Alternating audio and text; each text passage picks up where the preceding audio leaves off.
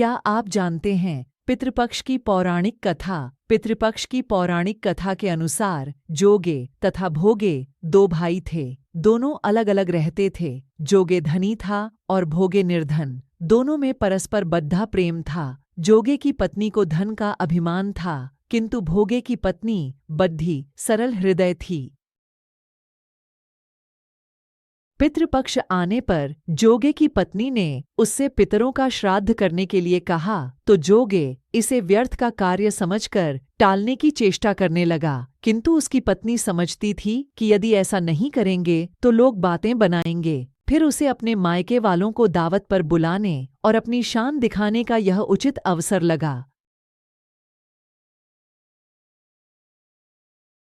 अतः वह बोली, आप शायद मेरी परेशानी की वजह से ऐसा कह रहे हैं, किंतु इसमें मुझे कोई परेशानी नहीं होगी। मैं भोगे की पत्नी को बुला लूंगी, दोनों मिलकर सारा काम कर लेंगी। फिर उसने जोगे को अपने पीहर न्योता देने के लिए भेज दिया।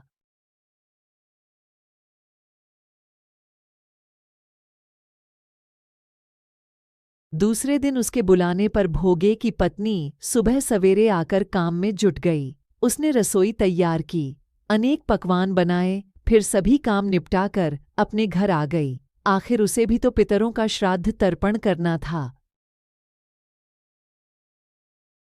इस अवसर पर न जोगे की पत्नी ने उसे रोका, न वह रुकी। शीघ्र ही दोपहर हो गई। पितर भूमि पर उतरे। जोगे भोगे के पितर पहले जोगे के यहाँ गए तो क्या देखते हैं कि उसके ससुराल वाले वहाँ भोजन पर जुटे हुए हैं। निराश होकर वे भोगे के यहाँ गए। वहाँ क्या था, मात्र पितरों के नाम पर अगियारी दे दी गई थी। पितरों ने उसकी राख चाटी और भूखे ही नदी के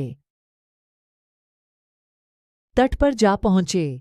थोड़ी देर में सारे पितर इकट्ठे हो गए और अपने अपने यहाँ के श्राद्धों की बड़ाई करने लगे। जोगे भोगे के पितरों ने भी अपनी आप बीती सुनाई। फिर वे सोचने लगे, अगर भोगे समर्थ होता तो शायद उन्हें भूखा न रहना पड़ता, मगर भोगे के घर में तो 2 जून की रोटी भी खाने को नहीं थी। यही सब सोचकर उन्हें भोगे पर दया आ गई।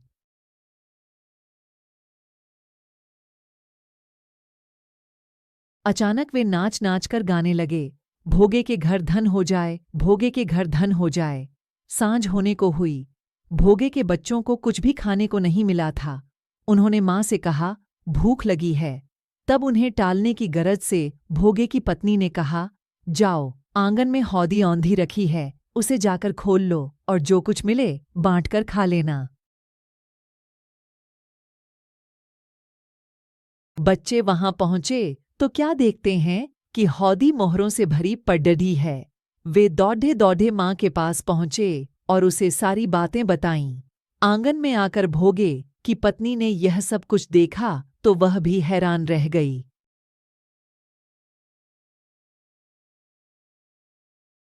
इस प्रकार भोगे भी धनी हो गया, मगर धन पाकर वह घमंडी नहीं हुआ। दूसरे साल का पितृपक्ष आया। श्राद्ध के दिन भोगे की स्त्री ने 56 प्रकार के व्यंजन बनाए। ब्राह्मणों को बुलाकर श्राद्ध किया, भोजन कराया, दक्षिणा दी। जेठ जेठानी को सोने चांदी के बर्तनों में भोजन कराया। इससे पितर बड्ढे, प्रसन्न तथा तृप्त हुए।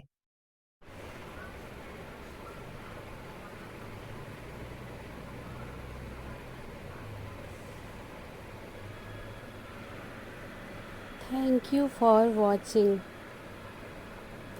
Subscribe for more videos.